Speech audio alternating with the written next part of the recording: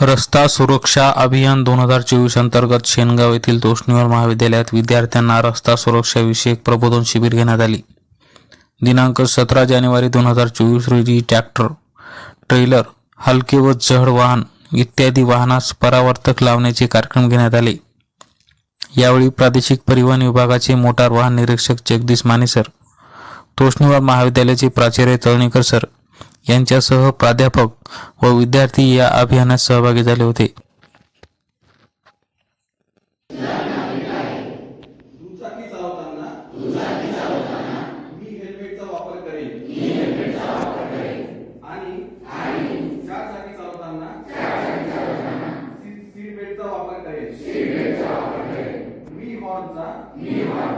अतिरिक्त वापर करणार नाही।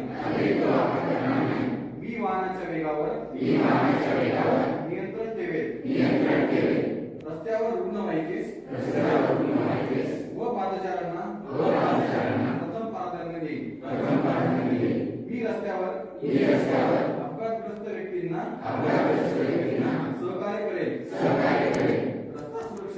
रस्ता सुरक्षेच्या नियमांचे पालन करून मी माझे कुटुंब शहर राज्य व देश अपघातमुक्त करेल अशी मी प्रतिज्ञा घेत आहे।